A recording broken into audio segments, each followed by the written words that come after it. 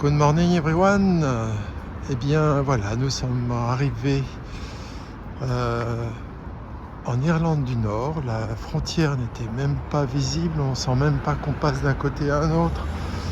Et on a juste une petite pancarte pas très évidente où il y a marqué Welcome to Ireland. Alors, le North Ireland, le North était un petit peu effacé, il doit y avoir des indépendantistes qui ont dû œuvrer. Et voilà, donc du coup, nous sommes à la ville de Derry. Un symbole que les deux parties viennent vers l'autre pour faire la paix. Derry est divisé en deux parties, chaque partie est divisée par le fleuve, et donc c'est symbolique pour que les deux puissent se réunir. Église protestante, mais elle est fermée, on ne peut pas la visiter.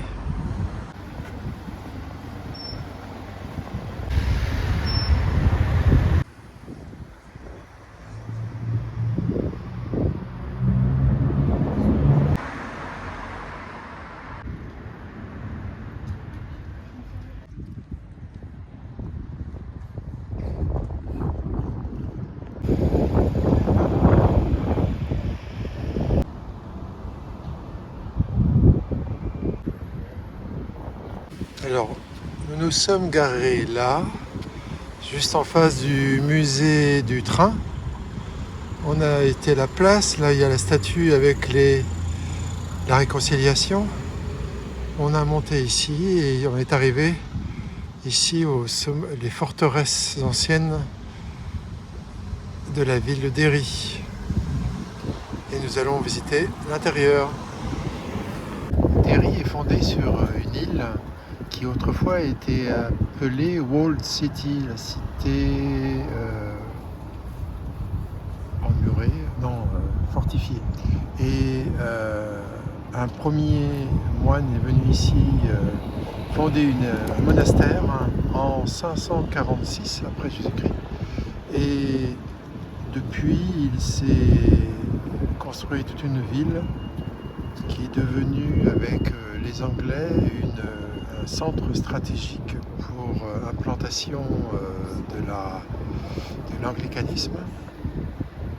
Et la ville, certes, tout entoure des murailles, est la dernière qui ait été créée en Irlande, et aucun de ces murs n'a été brisé. Tout est encore conforme par rapport à ce qui avait été construit. Nous entrons dans la ville fortifiée, entourée de remparts. Bel édifice, mais abandonné. Apparemment, il n'y a plus rien dedans. Nous arrivons à une autre partie des fortifications. Cette église est juste en dehors des fortifications. Voilà. Nous sommes ici. Les fortifications étaient là. Hop, que nous avons déjà fait. Ça, jusqu'au symbole de la guerre 14-18 et 39-45, et ensuite ici. Un hommage à ceux qui ont été tués, qui ont perdu leur vie pendant les différents conflits qu'il peut y avoir entre protestants et catholiques.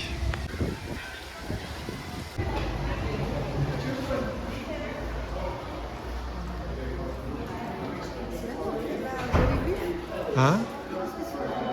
En fait, ça ressemble à une église, voire même une cathédrale, mais ce n'est pas ça. C'est l'hôtel de ville de la ville de Derry. Et bon, tout a été aménagé pour connaître l'histoire de cette ville.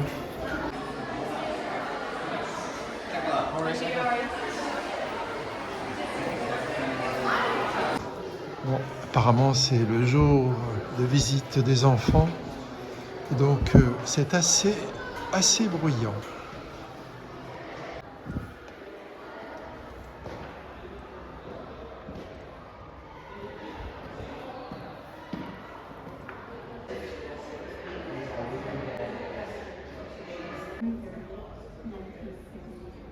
dans cette pièce et raconter ce qui s'est passé ici exactement.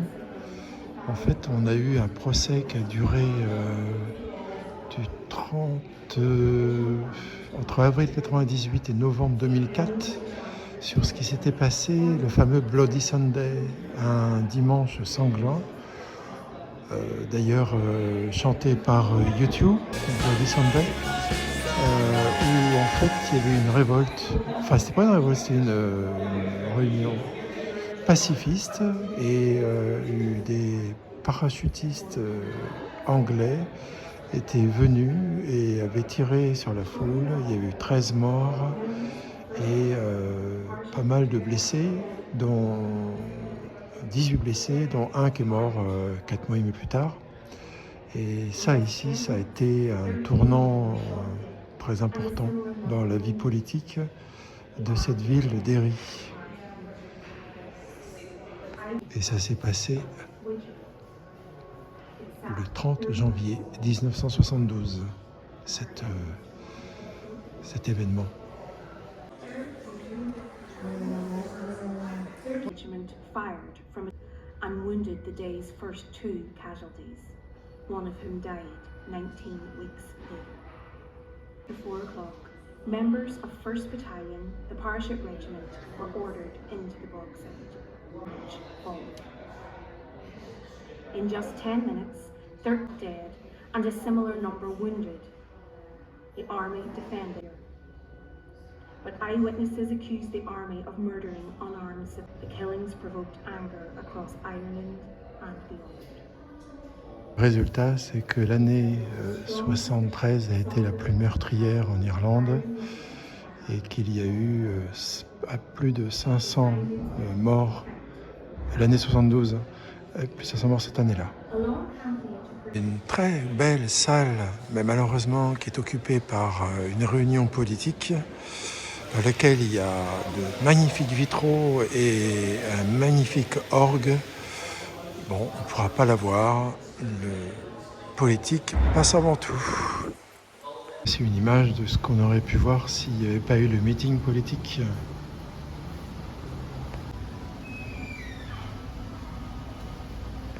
Alors, contrairement à ce qu'on pourrait croire, ce n'est pas une église, c'est l'hôtel de ville, construit en 1880.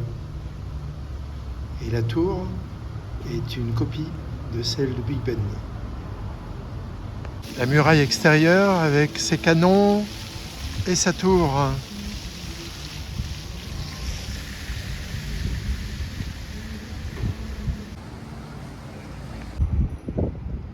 1890.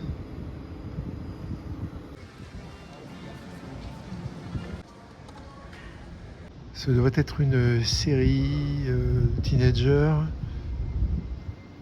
tournée dans la ville de Derry. Nous sommes sur les remparts qui sont très bien aménagés. Les canons, tous les remparts font le tour de la ville.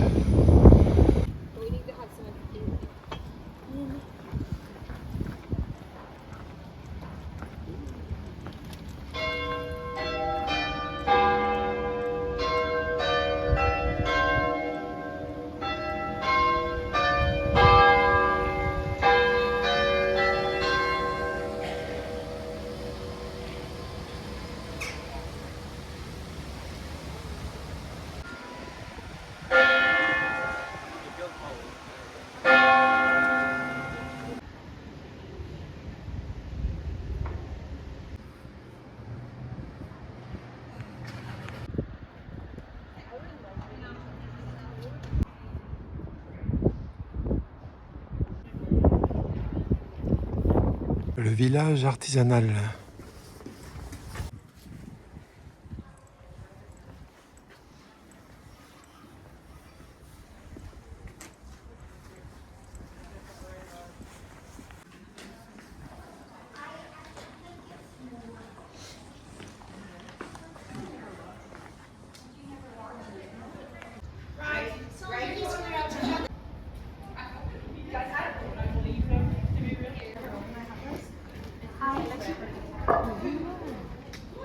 quelques traces d'une actualité assez récente.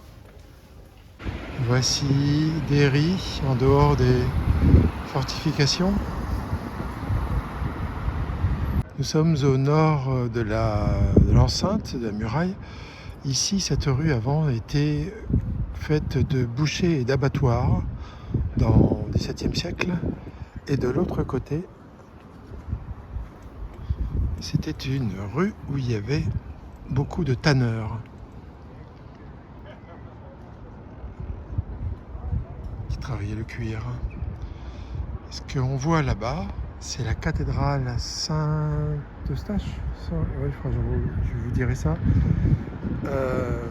Catholique. Et d'ici, entre où je suis et la cathédrale, entre les deux, il y a un mémorial pour ce fameux Bloody Sunday, en l'honneur de ce dimanche sanglant. La cathédrale est dédiée à Eugène, Saint Eugène. L'enceinte des murs fortifiés, on ne trouve que des églises protestantes. C'était la première église presbytérienne à Derry. C'est là où on formait les apprentis garçons. Il y avait initialement un pilier ici, qui était comme ça. Mais c'était un symbole des Anglais et l'IRA l'a fait sauter avec une bombe.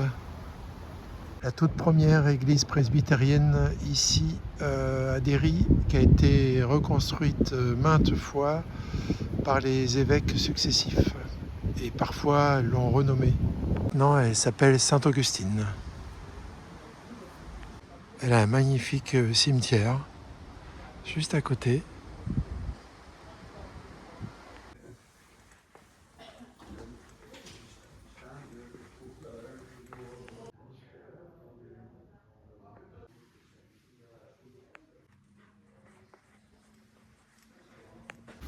Les remparts sont énormes, très vastes, avec une super vue sur le quartier catholique. C'est dans ce quartier que le mouvement Free Derry, Libérer Derry, est né et qu'il a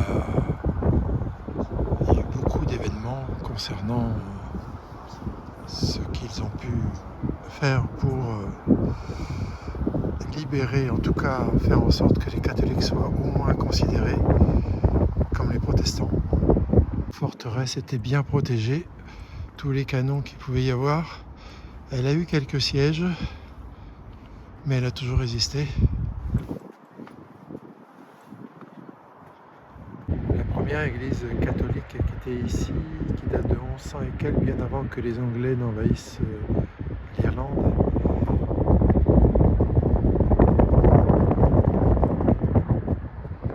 Juste pas très loin des murs enceintes de la ville. Quand les Anglais ont pris possession des lieux, ils ont installé une garnison pas loin.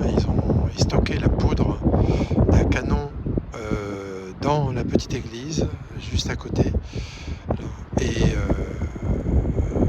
un jour, ça a explosé. Du coup, il ne restait plus que la tour. Et c'est pour ça qu'on l'appelle la Longue Tour, pour le fait qu'elle ait survécu à cet événement. En 1837, le fameux coin où on est avec tous les canons là, était en sérieux état de dommage, mais on voit bien la colonne là-bas derrière qui plus tard fut bombardée, fut l'objet d'un attentat à la bombe par l'Iran. Cette colonne n'existe plus maintenant.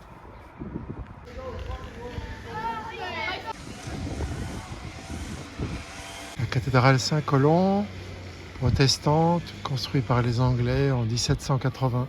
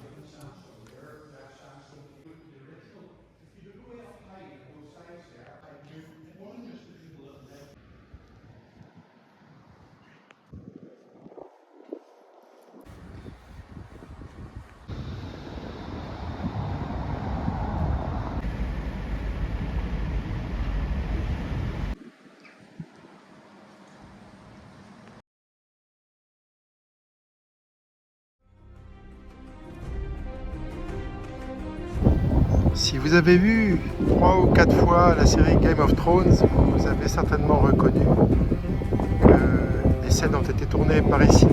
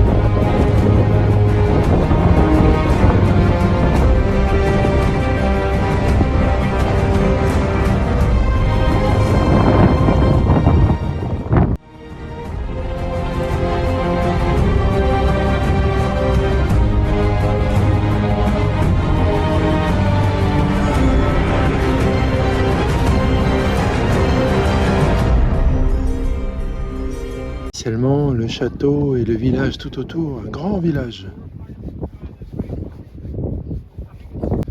La voie de chemin de fer ancienne qui menait à la gare. Maintenant, la gare elle sert pour payer le parking. Ici, à raison de 10 pounds par voiture.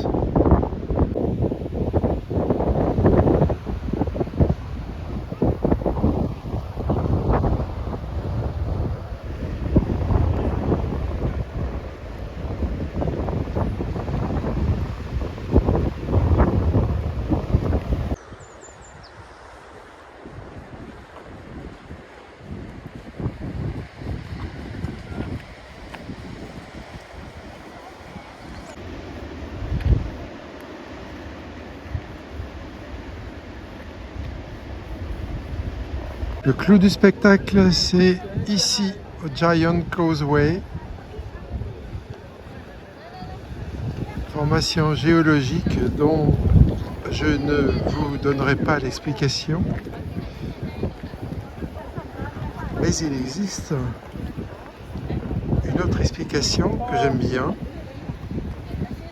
En fait, il y a très longtemps, il y avait un géant qui était en Irlande du Nord, ici, et un autre géant qui vivait en Écosse. L'Écosse et l'Irlande ne sont pas très très loin, et ils s'injuriaient l'un l'autre sans s'être jamais vus, jusqu'au jour où le géant d'Écosse a dit quelque chose de pas sympa sur la femme du géant d'Irlande. Le géant d'Irlande n'a pas aimé du tout. Il a été en colère et il a commencé à jeter des pierres pour traverser le petit bout de mer qui les sépare. Et il s'est fait un chemin. C'est pour ça qu'on l'appelle le Giant Causeway, le chemin des géants. Et en fait, il est arrivé là-bas, en Écosse, et le géant écossais ne l'a pas vu, mais lui a vu le géant écossais, et il a vu qu'il était beaucoup plus grand que lui. Il s'est dit, oups. Alors il est revenu chez lui, et il a dit à sa femme, oh là là, il est beaucoup trop grand pour moi. Et il me semble qu'il m'a vu, il va certainement prendre le chemin que j'ai fait pour revenir. Et du coup, sa femme lui dit, écoute, prends des langes et fais comme si tu étais mon enfant.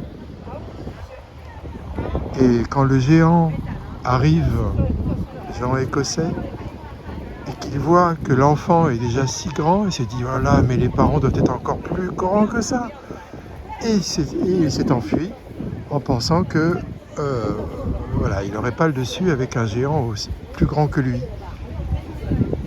Mais pour être sûr que le géant hypothétique vienne le rejoindre, le géant écossais a fait en sorte d'enlever le passage. Il a enlevé les cailloux au fur et à mesure qu'il avançait vers chez lui. Ça, c'est une explication scientifique.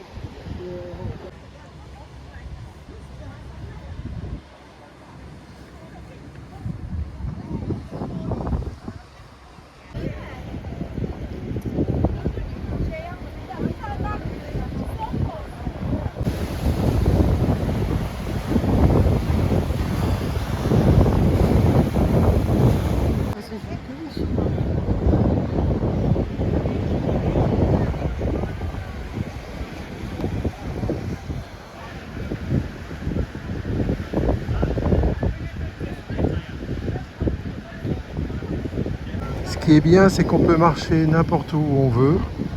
Et quand on marche sur ces blocs de pierre, pas une ne bouge. Elles sont tous bien scellées les unes aux autres.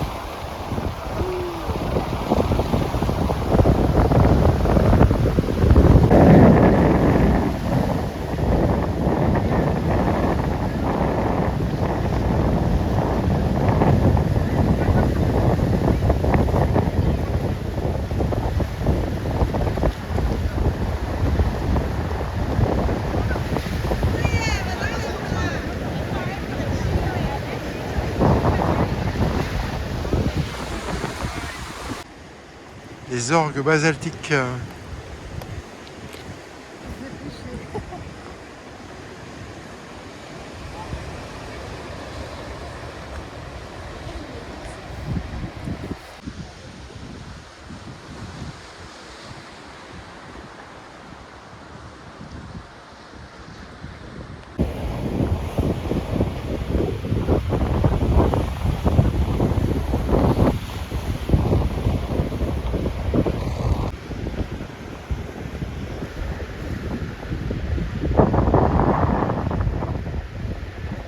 le chemin du retour, le géant écossais reparti pour rejoindre son Écosse. Et c'est seulement là où je suis qu'il s'est dit, mais au fait, il ne faudrait pas que le géant d'Irlande me retrouve.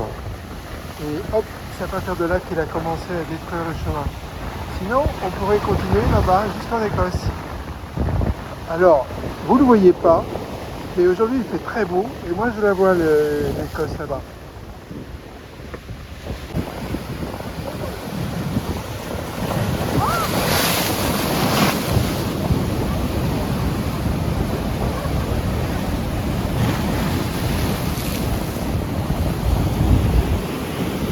Même pas eu.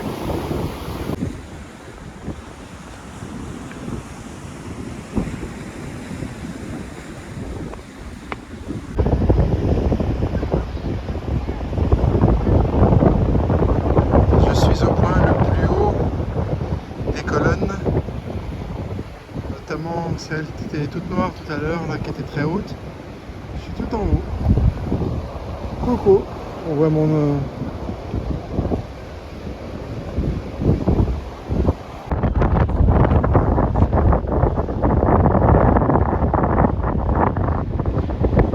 Je sais pas si on voit mieux le chameau maintenant.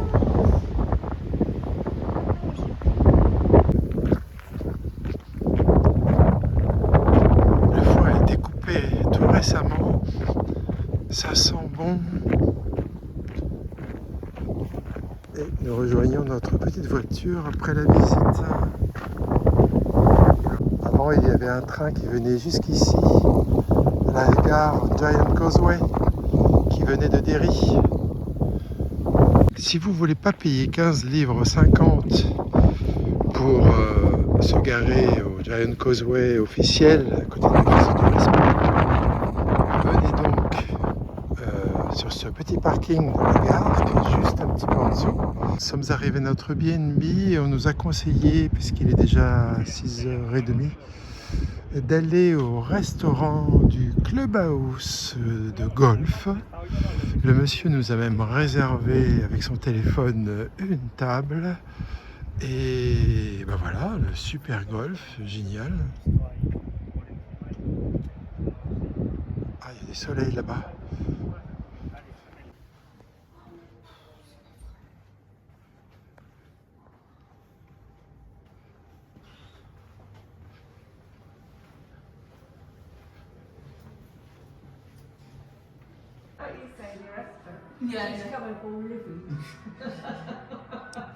Eh, super le terrain là.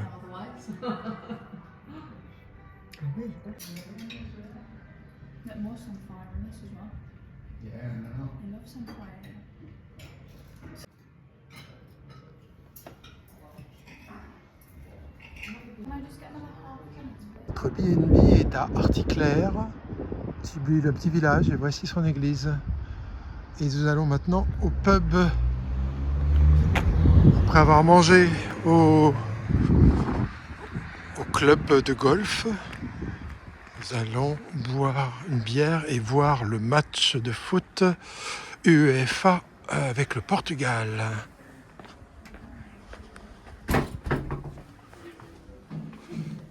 Oups.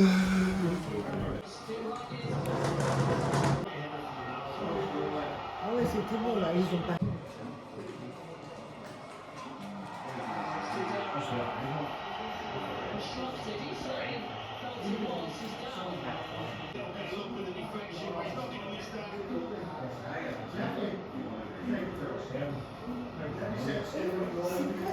C'est sur la victoire du Portugal pour la Coupe UEFA de ce soir contre la République tchèque que se termine la 18e journée en Irlande. Le pub était très sympa, les gens étaient très causants. Il y en avait même un qui est venu nous féliciter pour la victoire du Portugal parce qu'il nous a vus très enthousiasmés. Et puis, durant la journée, c'était super. On a vu Derry, une belle ville, très sympa, lourde d'histoire. Et puis ensuite, c'était Giant Causeway, donc la chaussée des géants. C'est trop fort, trop beau. En plus, on a eu une chance inouïe, un ciel bleu, bref, on était chanceux. Donc juste après, bah, il a fallu trouver un B&B, on a regardé et puis, on a trouvé un. Grande chance, pas cher du tout. Bon, il a fallu faire quelques kilomètres, mais et on est reçu vraiment très sympa. Le monsieur est très gentil et puis, il paraît qu'il y a un autre couple de Français qu'on verra demain au petit déjeuner. Voilà, ainsi s'achève cette, 18e journée et demain, on continue, bah, de descendre vers le sud, toujours en Irlande du Nord et la destination sera Belfast et entre 2, il y aura des petites choses à voir. Allez, à demain pour de nouvelles aventures. Ciao.